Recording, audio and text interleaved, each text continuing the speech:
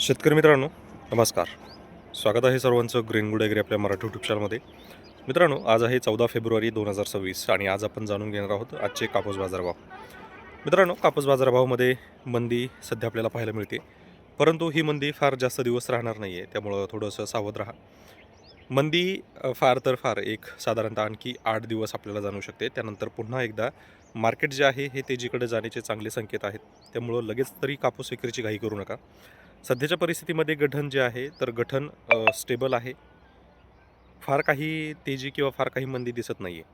तर अशा परिस्थितीमध्ये आपल्याला सध्या थांबणं गरजेचं आहे. साधारण आणखी 2 दिवस आपल्याला थोडासा त्रास होणार आहे. परंतु त्यानंतर मार्केट पुन्हा एकदा तेजीकडे जाताना आपल्याला पाहायला मिळणार आहे. त्यामुळे थोडंसं आपल्याला दम धरायचा आहे. तर मित्रांनो, तुम्हाला पण जर कापूस दराविषयी डिटेल माहिती पाहिजे असेल तर आजच आपल्या ग्रीन ॲग्री चॅनलला सबस्क्राईब करा.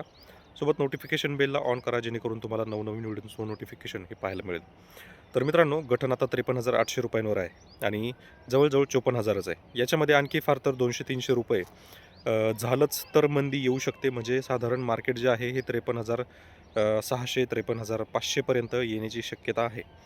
याच्यानंतर परंतु आपल्याला चांगल्या प्रमाणात तेजी पाहायला मिळेल. तेजी पाहत असताना सुद्धा आपल्याला साधारण तेजी कव्हर करण्यासाठी साधारण 15 दिवस जाणार आहेत. म्हणजे इथून पुढं 15 दिवस तरी कमीत कमी आपल्याला मार्केट चांगलं पूर्ववत व्हायला वेळ लागणार आहे. तर 53,800 नुसार आत्ताचं जे मार्केट चालू आहे तर सर्वसाधारण 6,800 6,700 6,900 हे मार्केट चालू आहे स्थानिक बाजारपेठेमध्ये. जिनिंगचा जर विचार केला तर सर्वसाधारण स्थानिक बाजारापेक्षा 200 ते 300 रुपये जास्त आहेत. म्हणजे साधारण 7,000 7,100. आता हे दोन्ही मार्केट एकाला म्हणजे एकमेकांना मिळते जुळते आहेत. स्थानिक बाजारपेठेमध्ये व्यापारी राहत नाही, सगळे लोकल असतात, परिणामी रेट पाहिजे तसं मिळत नाही. परंतु जिनिंगमध्ये मात्र 200 ते 300 रुपये तरी हमखास वाढव मिळतात.